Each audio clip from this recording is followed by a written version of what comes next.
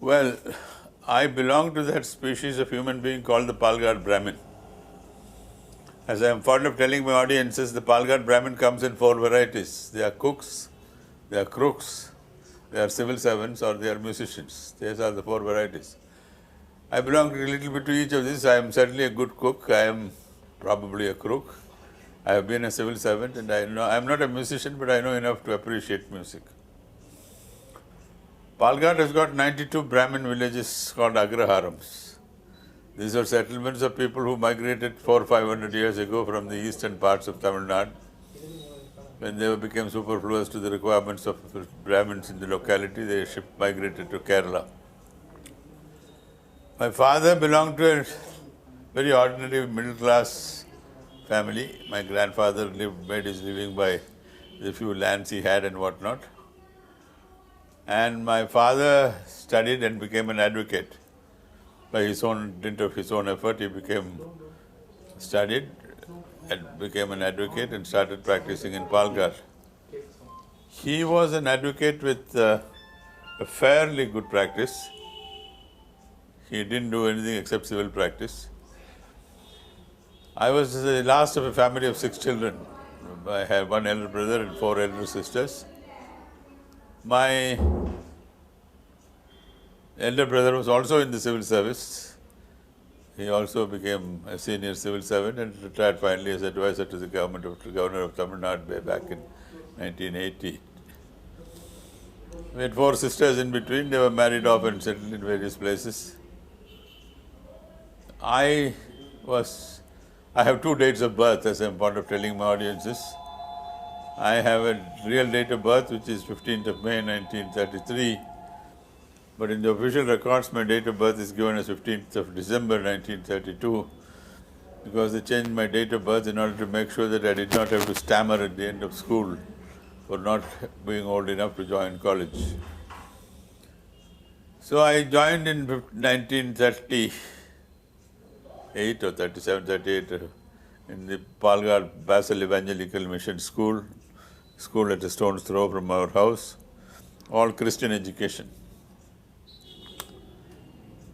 I ended school at 1947, and in 1947 I wrote the end of school exam twice. 2 years later, I wrote the intermediate exam from the Government Victoria College, Palghat. I wrote that exam twice. And before you come to conclusions about my intellectual abilities, I must tell you that in both those years, the exam had to be written twice because the question papers leaked. 1949, I passed out the intermediate, and I promise you I did not get the question paper second time around. And I passed fairly well, and I thought my movement into the engineering colleges was guaranteed because my marks were 150, 150, 150 out of 150, 150, 150 in physics, mathematics and chemistry.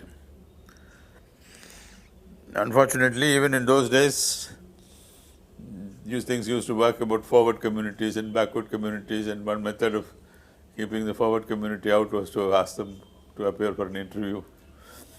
So I appeared at an interview for admission to the engineering college, and the question they asked me was fantastically engineering oriented. They said, "Shivaji Ganeshan theriyuma?" So I said, "Yes, theriyum." I thought I had passed. Next question was, "Our evalavu padathil nadithirukkarar." Now that was beyond my depth, and so I lost. I failed. So they would not give me an engineering seat. Therefore, I ended up studying physics at the Madras Christian College from 1949 to 52. I studied in Christian College. I studied in the hostel. And in 1952, I passed out fairly well. And my principal, a Scots gentleman called Dr. Boyd, called me and said I had studied so well, I had passed so well, would I like to become a teacher in the college itself? So they first offered me a demonstrator's job in the college and subsequently gave me a lecturer's job in the Christian College. So I taught physics at the Madras Christian College from 1952 to 55. In those days, the number of laboratories available for a student of science, particularly of physics, were very, very, very few. Today there are hundreds of labs. In those days there were very few. So then, writing the competitive exam was the obvious answer. So in 1953, I wrote the police service exam. I passed out all India first. But I decided not to join the police. And so I stuck out, and in 1954, I wrote the IAS exam again. 54, I passed out fairly high, and I joined the IAS in 1955. I was allotted to the, what was then called Madras, but today Tamil Nadu, Madras cadre of the IAS. And after years training at the training school in Delhi, I came to Coimbatore for district training in 1956. And then subsequently I was a civil servant for 35, 36 years. I don't know whether it is your intention to listen to me from all that I did not do in the civil service in 1956. I did Coimbatore as assistant collector under training. When I finished my training in 1957, I was posted to Dindigul in 1957, May or April, I forget, May I think. Within a week of joining in the district, I had a brush with the minister. The minister asked me to do something and I said, thank you very much, I won't. So in the middle of nowhere, he threw me out of his car and I stood under a tree for the best part of 2 hours until some passing jeep took pity on me and took me away. That was way back in 57. 58, I moved to Madras to the Secretariat in Rural Development where I worked till 62. 62 to 64 and 65 January, I was Director of Transport. 65 January, government sent me to Madurai as collector. Those were difficult times. 1965 January was when the anti-Hindi riots broke out. And the epicenter of the trouble was Madurai, where I was collector. But there it was part of this day's game.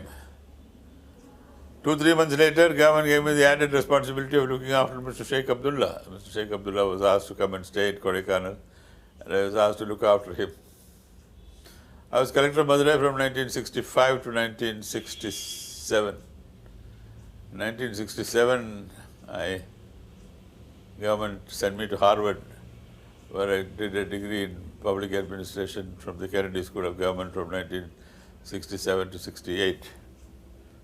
When I landed back in 68, the government, as was wont, sent me right out of the world into atomic energy at Bombay. I went to Bombay as Deputy Secretary in Atomic Energy in 1968 to work under Dr. Vikram Sarabhai. I worked there for 4 years. In 1971 December, Vikram Sarabhai died. So in 1972, Mrs. Gandhi split the Department of Atomic Energy into 2 halves, the atomic energy half and the space half. And she asked me to go with the space portion to Bangalore. So I went in 72 to Bangalore to the Space Department to work under Professor Satish Dhawan. Worked there for 4 years till 76 when the President's rule was imposed in Madras. Some of us were called back, I was one of them. 76 I came back to Madras as Industry Secretary. 77 when the popular government came in, I was moved from industry to agriculture. 78 I moved out of Tamil Nadu and went away to the ONGC as member in charge of personnel. Year or two later, I found that I had run out of work, so I went to the Prime Minister and pleaded with more work. So she sent me back to the Space Department in 1980, where I worked till 1985. 84 October, Mrs. Gandhi got killed. Rajiv Gandhi became Prime Minister. In 85 January, he made me Secretary in charge first of Forest and Wildlife. A couple of months later, he gave me also Environment. So I was Secretary Environment and Forest and Wildlife from 85 till about 87. In 88, in fact. In 87, he gave me the added responsibility of looking after his own security. I was in charge of the PM security from 87 to 88 to 89. From Environment, I moved to Defence. From Defence, I moved to Cabinet Secretary. And when Rajiv Gandhi lost his election, Mr. V.P. Singh became Prime Minister. I was moved out of the Cabinet Secretary's job and made member of the Planning Commission, a job without too much work. I stayed there for about a year. And towards the end of 90, when Mr. V.P. Singh was replaced by Mr. Chandrasekhar as Prime Minister, they called me in and made me Chief Election Commissioner of India. I worked there from 1990 December to 1996 December. I retired in 96 December. I shifted back to Madras in 98 July. And since then I have been in retirement, doing very little except probably giving lectures here and there, teaching some colleges and schools, nothing very much else. Now that roughly gives me my life story. So given that your father was a lawyer, law was not something that didn't fascinate you too much for you to have... Law did fascinate me, but not necessarily as a profession. I'm not looking down upon the law profession of the lawyers at all. A very noble profession, very difficult, some of the world's best people have come out of the legal profession. But no, I suppose familiarity breeds a certain amount of non-respect. So that is what has happened. So during my research, I read somewhere that during the span of one day, you were moved from 6 to 6 On 1962, 2nd of June 1962, I was in rural development and I had a quasi-political boss. The Joint Development Commissioner was a political person. He and I had a disagreement of sorts. So I told him, I said, I'm off. I had worked in rural development for 4 years. I had worked very, very hard. I thought I was not receiving appreciation, so I said, I'm off. Whereupon the Chief Secretary, Sri Gopal Swami of the ICS, got very angry with me. So within the course of the next 3, 4, 5 hours, I got shifted once, twice, thrice, 4 times, 5 times, 6 times. At 10 o'clock, I was in rural development. At 11 o'clock, I was in finance. 11:30, I was in small savings. At 12 o'clock, I was in agriculture. At 2 o'clock, I was in social welfare. When I came home, I was director of women's welfare. So that was part of life. So you've occupied so many different roles in your career. What do you cherish the most? What I cherish most is the fact that I have... Difficult to give a simple answer to that question. I suppose the thing which I have cherished most is the fact that I have been fiercely independent, that I have never given 1 millimeter of yield to integrity, that I don't have possessed a single rupee which is a false rupee, that one of my bosses once called me and said, Session, why is it that the single largest sentiment you evoke in people is fear? Not that I try to get people to get afraid of me, but what I cherish most is the rigid attention to integrity.